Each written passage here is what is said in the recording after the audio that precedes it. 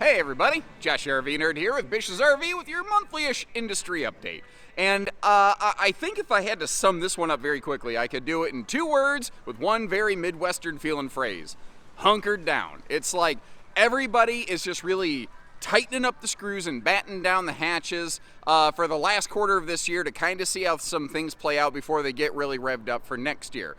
So we're going to talk about, shipment trends, pricing trends, fuel trends. Something has happened that I've literally never seen happen before in the RV industry regarding fuel and the driver situation.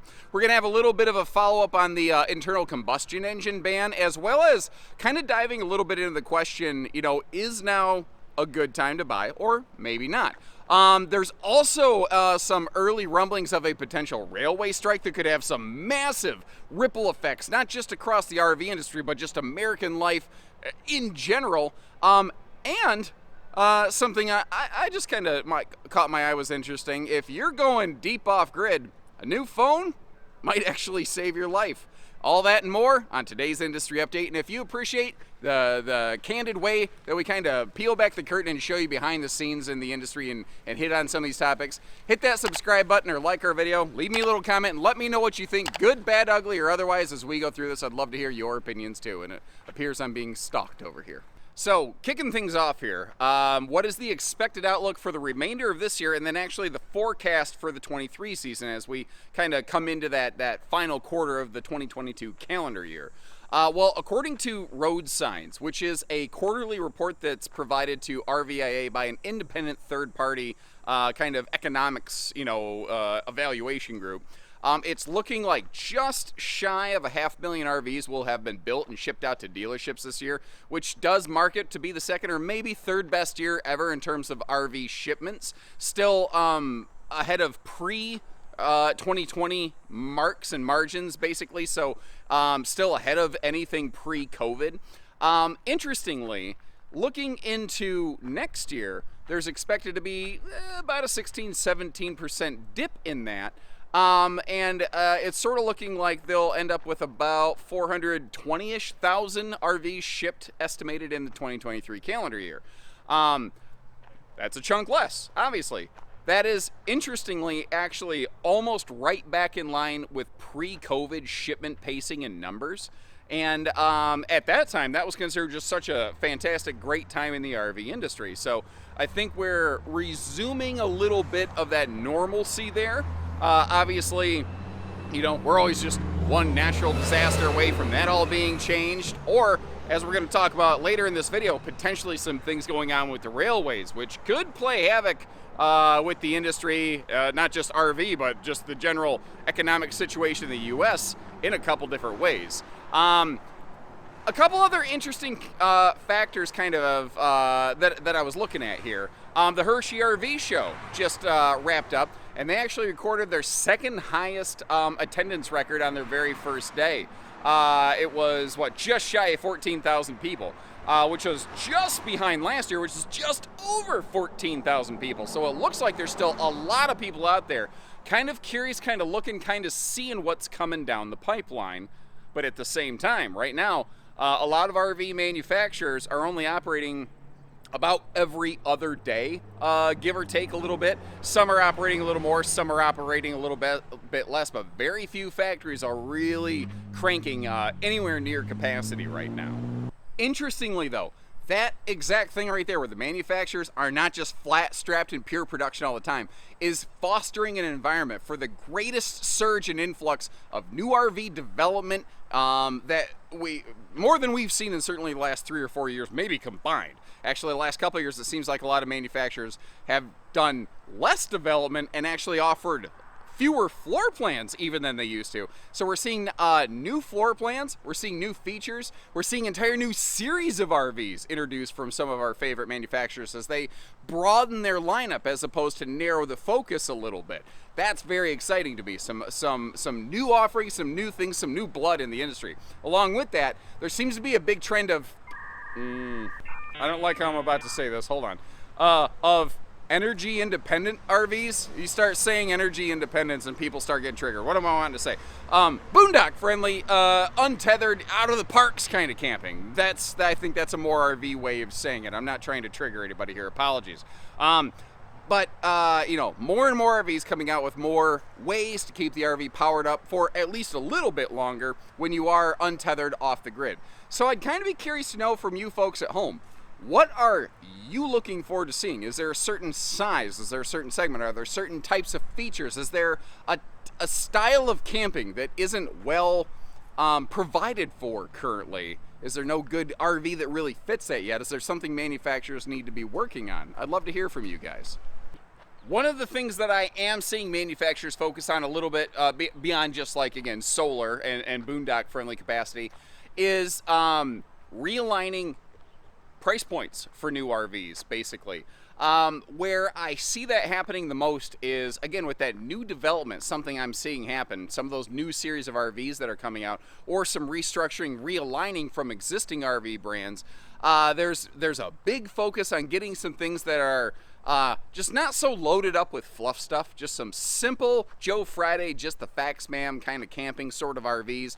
So I think there's some things on the horizon for folks who are maybe new to the market or maybe have been priced out of the market in other segments or existing brands in previous ways, where some new things might be introduced that could work for them that just frankly didn't fit in the budget before. Again, any chance I get, especially new stuff, I really put a big focus on this channel. So as I get a chance to see new things, new updates, new models, new brands, I'll do the best I can to get coverage on that stuff for you here on this channel. So make sure you subscribe to catch those things as they roll out over this next camping season.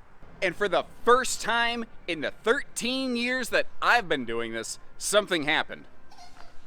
The cost per mile, the fuel cost of RV delivery from manufacturers to dealerships has actually gone down. I've never, ever, ever seen that happen. Fuel costs have gone up and down over the years for sure. And sometimes manufacturers have said, look, RV driver fuel costs have increased, so the cost per mile from the shipping company has gone up.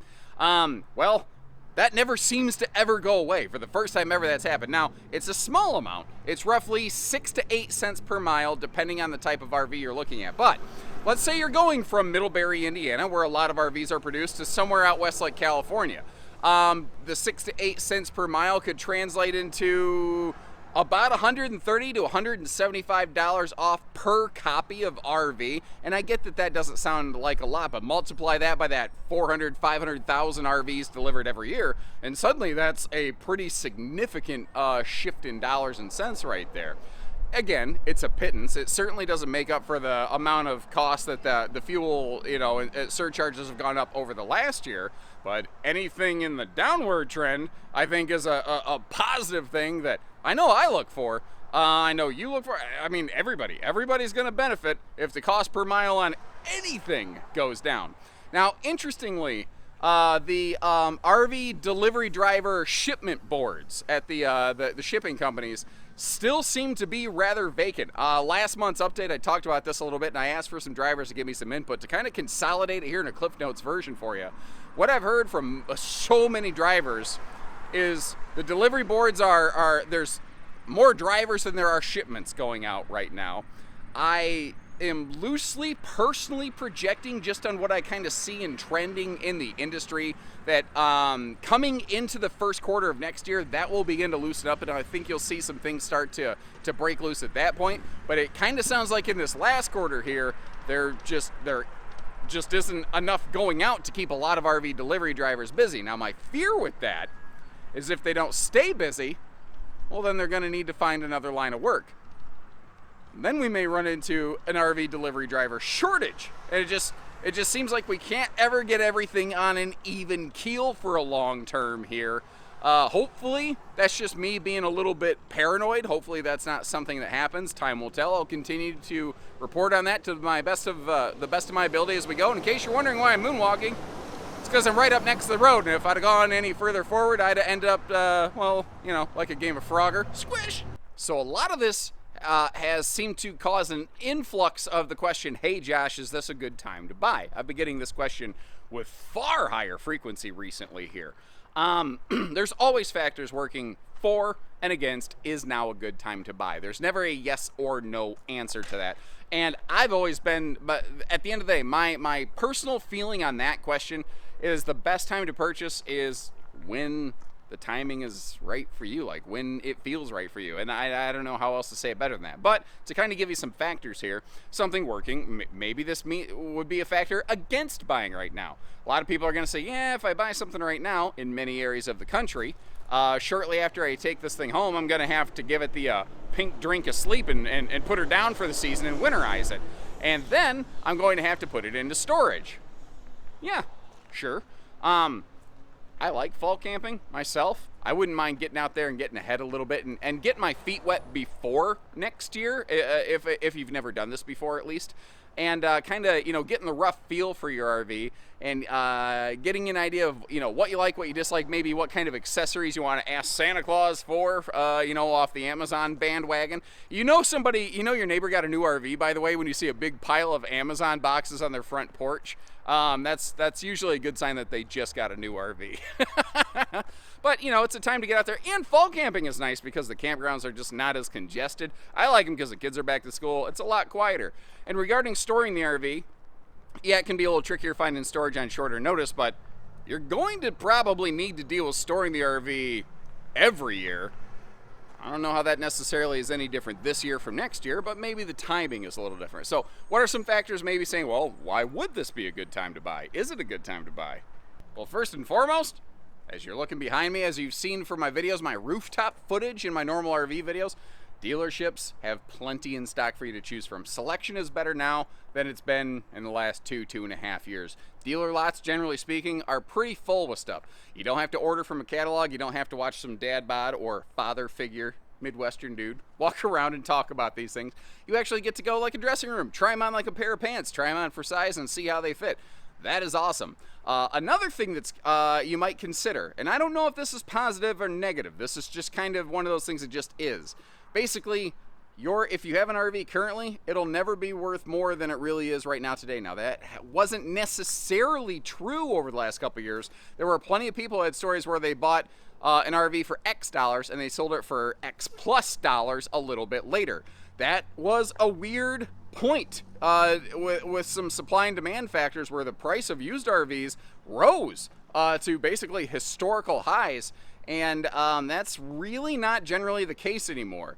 So your RV might not necessarily be worth now what it was 2 weeks ago, but it's worth more than it will be 2 weeks from now, if that makes any kind of sense. Another big one. This is a big one. This is a potentially thousands of dollars factor.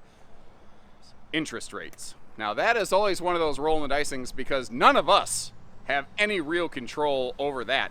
But interest rates have been creeping up steadily over the last couple of years. Now they're still very, very low as compared to the general history of insurance or interest rates. There was a time, say in the 80s, where the best credit scores were getting like a 12-14% interest rate, and that's still not the case right now. I'm gonna, so that you can see this in numbers, let me give you a couple examples here. Let's say you're financing $30,000 and you're doing it for 180 months. And I'm trying to turn slowly so as to not make people motion sick. I ran into a roadblock here. So $30,000, you're financing it for 180 months. And let's say, hypothetically, you have really good qualifications, you've got the right money down, and a lender is willing to offer you 6.99% interest. That's a really, really good rate right now. It is potentially possible to do better, but that's an attainable rate. $30,000, 6.99%, 180 months is about a $270 a month payment. Now, and that's usually where people stop looking. That 6.99% on $30,000 for 180 months translates into $48,500 and some odd dollars over the life of that loan, assuming you make minimum payments every single loan. Across an amortization schedule, it's a little over $48,000. Okay, just kind of scribble that down, the dust on your dash, whatever the case may be. Now, let's say the same $30,000 loan for the same 180 months, but at 7.99%, only 1 interest percent higher, you end up with about a $286 a month payment. Well, you're thinking, well, that's only a difference in 16 bucks. Yes, but when interest factors in over time, and it amortizes. That same loan has a total purchase value basically of $51,500 and some odd dollars. So about $3,000 more from 1% interest different. That can very quickly start to make a big difference for a lot of people. So that's one of those things that interest rates are not expected to go down.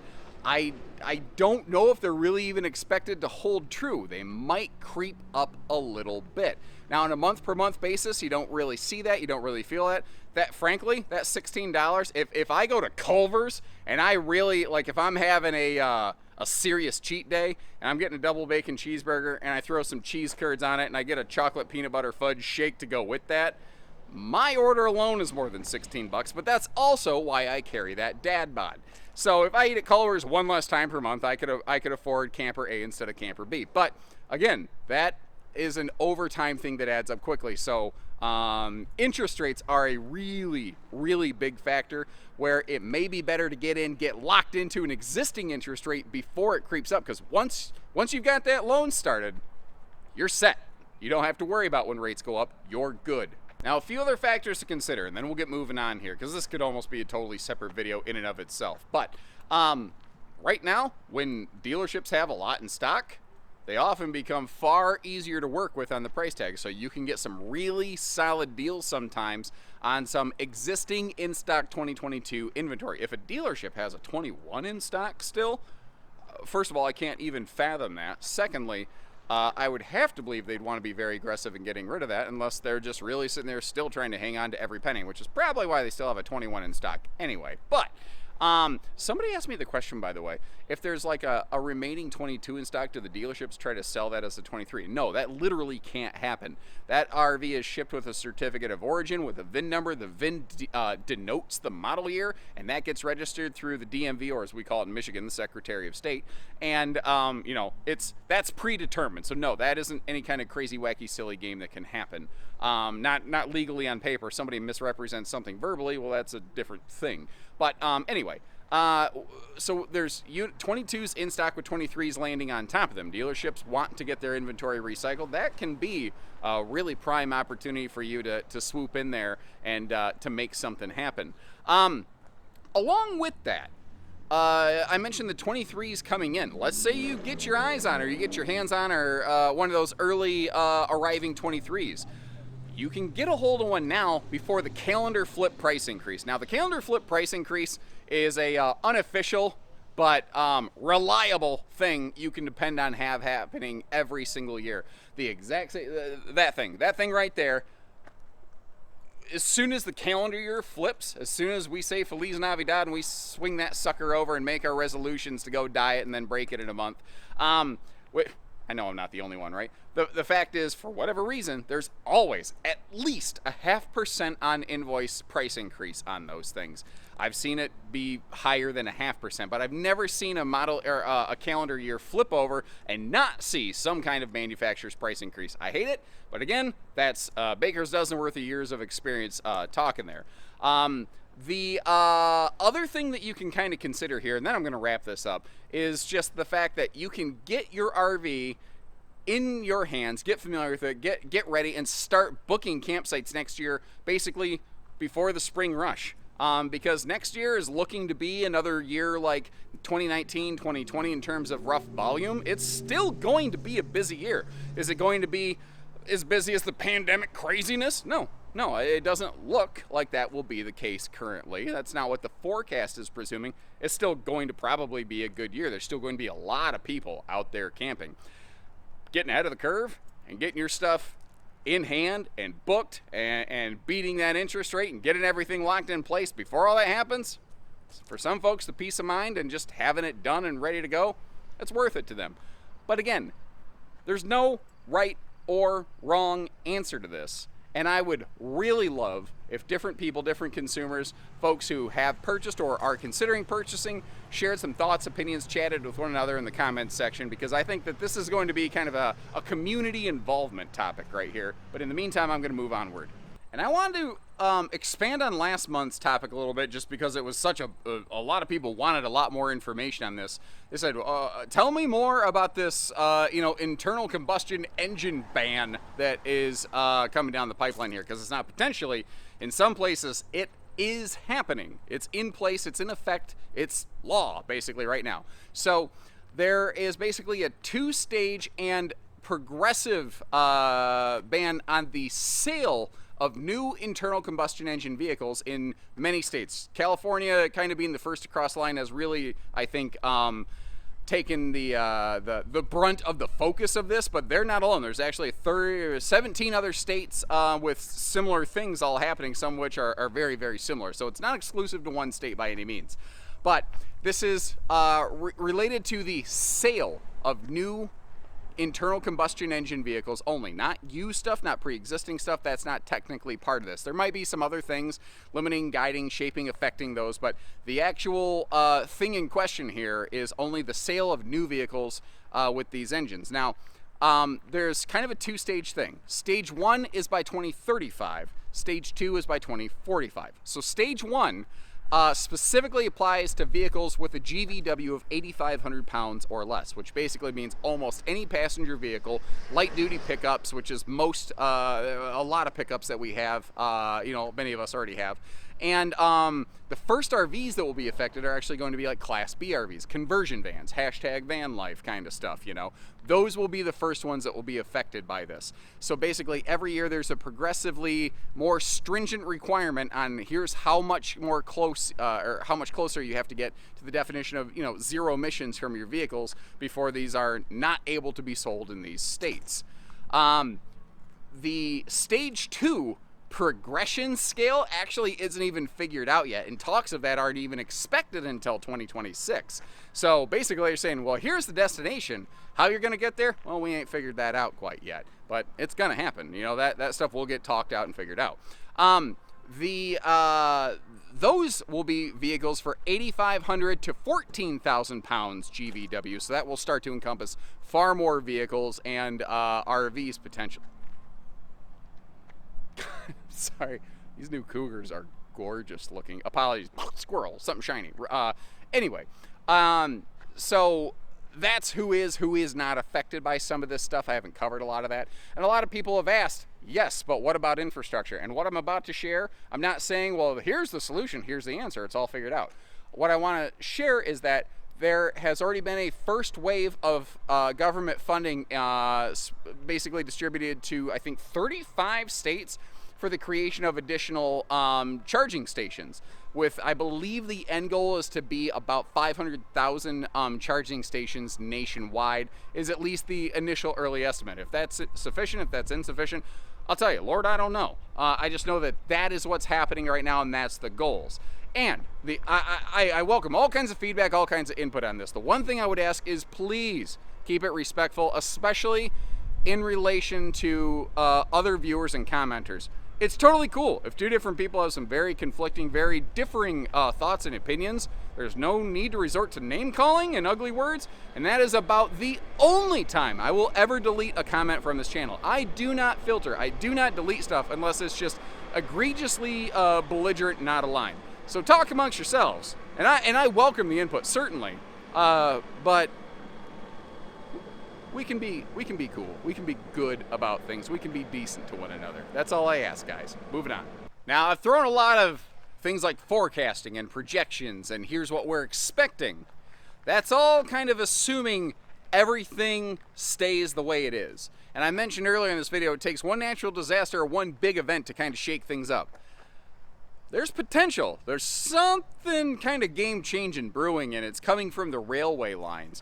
So back when the pandemic first hit, basically railway workers they stayed on the job and they worked through that period. And in face-to-face meetings during that period were obviously sometimes difficult to deal with due to COVID guidelines. Well, as a result, contract negotiations between various railway unions and railways themselves slowed down, kind of slammed to a screeching halt. No pun intended. But the fact is that there are some railway unions that don't have agreements made for their workers, and there is potential. There could be a nation-affecting railway strike. This is early. I'm not trying to be a fear-monger or anything like that. Again, I'm just trying to share and educate and let you know what's going on and what might be creeping up down the line. I hope it's the last time I talk about this, truly. So there are a number of different railway unions. Different laborers each have their own little, union organization.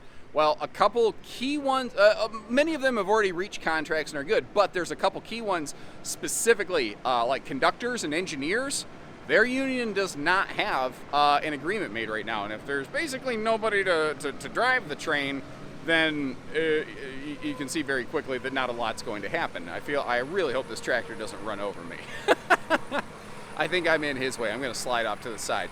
So government mediators had stepped in and made an attempt to try to, bridge the gap and make connections, but that has failed and additional talks are underway, but nothing is really set now. I believe about the end of September is like go time. It's got to happen or else there's a problem sort of date.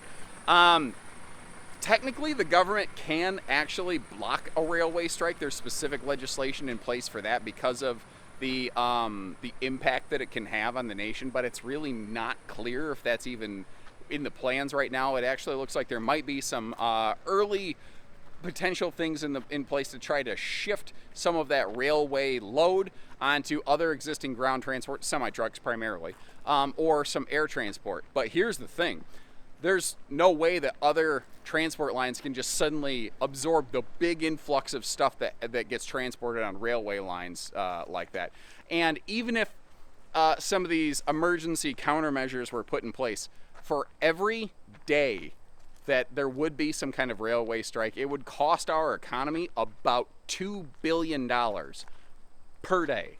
That adds up very, very quickly. And so this is something that could affect not just the RV industry, but like Mattel toys. It could have, oh my Lord, the effect it could have on fuel. That just occurred to me. There's like, how much fuel? There's a lot of fuel. 300,000 barrels or something like that worth every day. If I'm wrong on that number, somebody in the comments, please correct me. But there's a lot of fuel transported on rail every day. And there's no way that that level of fuel can suddenly just be shifted to other ground and or air transport methods. And when fuel gets monkeyed with, very quickly, you see the price of everything else get monkeyed with. So some major factors there to consider, some interesting things that might occur down the line. Again, I hope it's the last time I talk about it.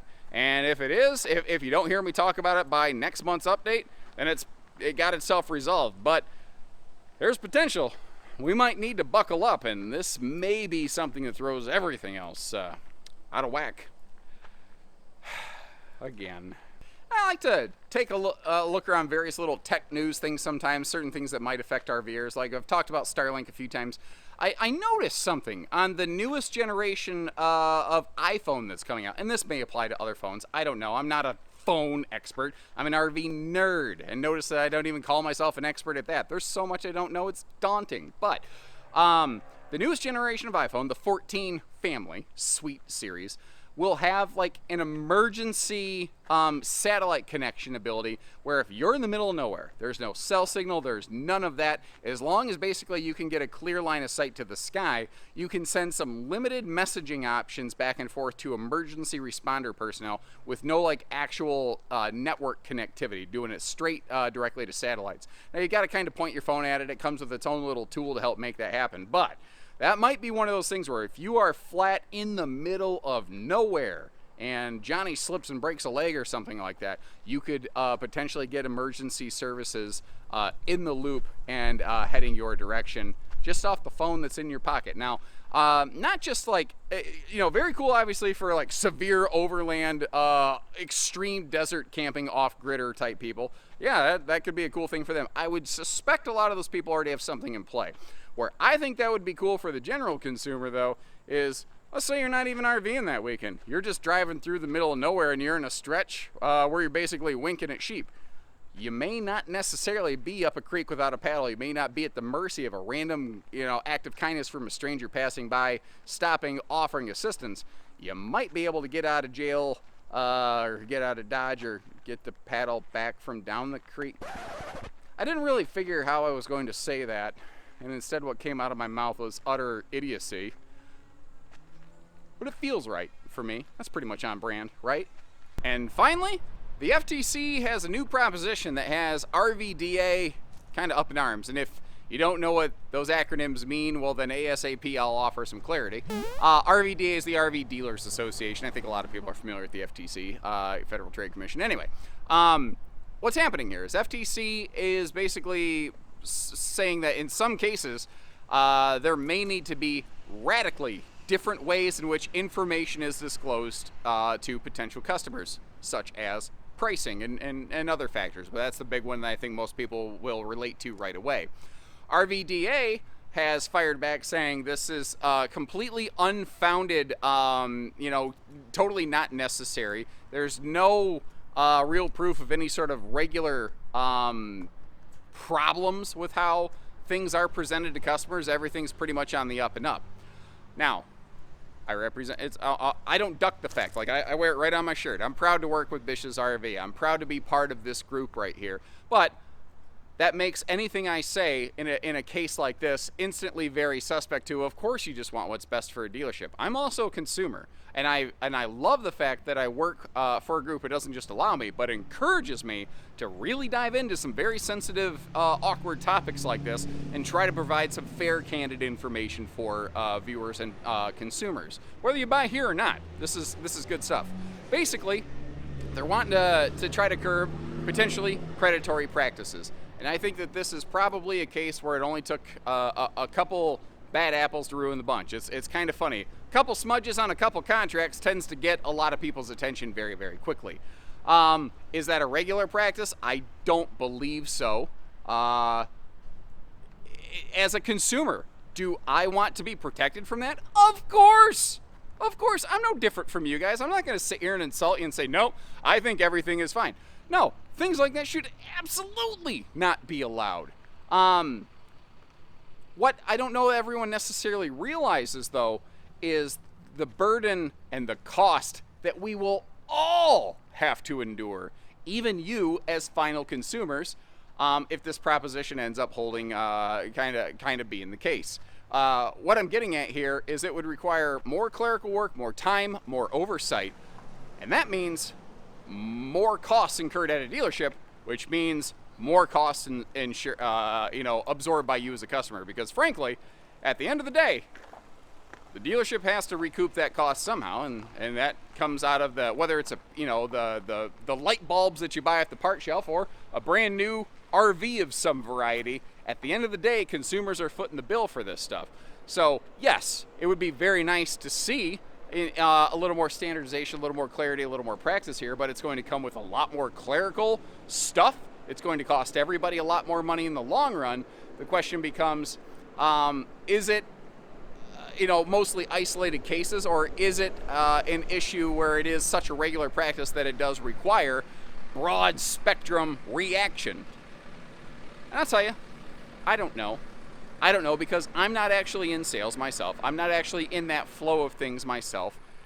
I'm not ignorant to the fact that, unfortunately, yes, there are certain things that happen in this industry that just absolutely shouldn't. That's true of more than just the RV industry. And I don't want that to be the case, but I also don't want everybody else to have to foot the bill because of those instances. But at the same time, if they're not policed, is that like turning a blind eye? Is that like making it okay? Doesn't that open the door for that to be a more common practice? It's such a cyclical, slippery slope argument. I don't even know where to wrap my head around that one. I think the best I can do, of course, talk amongst yourselves like Linda Richmond would say, but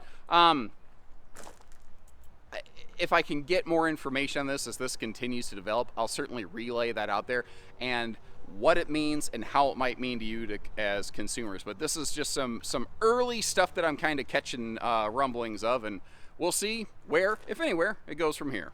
That's all I got for you this month, folks. I think that's enough. You've heard me talk enough now. Special thanks to all the different viewers who contributed and asked the questions that influenced the topics on today's video. Special thanks to the RV delivery drivers who chimed in as requested last month to help bring us all some better insights. This continues to be a viewer-driven channel, and I thank you folks for it. So if this is your first time with us, hit that subscribe button, share your thoughts there, share your insights and opinions, because you never know, it only sometimes takes one comment to sort of springboard a video in a different direction. And if you appreciate, again, the way that we're willing to share information that sometimes, frankly, isn't necessarily beneficial to us as a dealership, hit that subscribe button, like our video, all that stuff, and we will see you next time. Thank you again. Thank you again. I really appreciate it, guys. Take care, stay safe, have fun, and happy camping, everyone.